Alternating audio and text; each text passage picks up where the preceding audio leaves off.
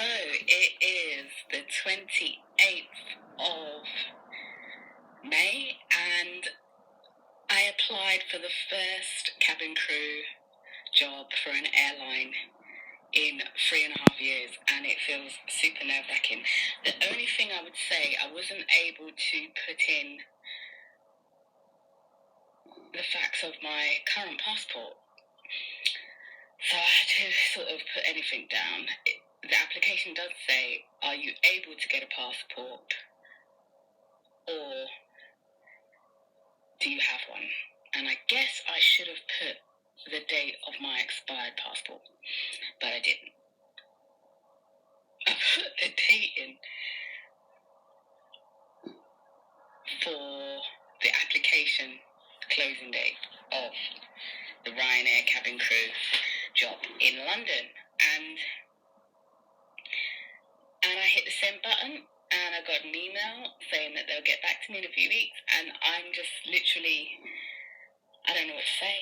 It feels weird. Like, it was so disheartening after the first airline I chose 3.5 years ago to apply for. I just didn't get through past the telephone interview stage, which was really upsetting because I could have done with that job, but I guess there was somebody else who was just better for it. And it's nerve-wracking to actually choose a full-time job with minimum wage that I actually want and actually can do. So, gosh, it's just a waiting game now. I guess in a few weeks' time, I'll get an email or a phone call for an interview. Wow. I also have a negative COVID test result, as you can see on the Instagram story. So that's kind of got me a little bit stoked. I've been in the country since October 2020, and I've not been hit with the COVID. Like, that's a blessing, I guess, isn't it? So I have 14 test strips, 13 test strips now, and I'll be taking one, I guess, is it every 3 days or every week? I don't know.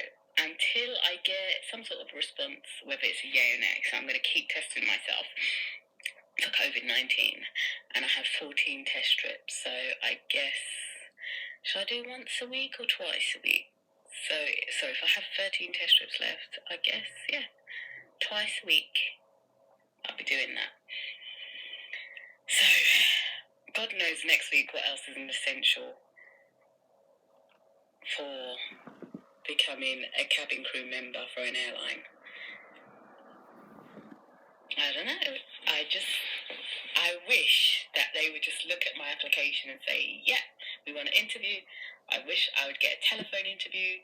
I wish I'd pass through to the face-to-face interview stage or whatever process they have. I just wish with all my heart that they say yes. I don't want to be too cocky about it.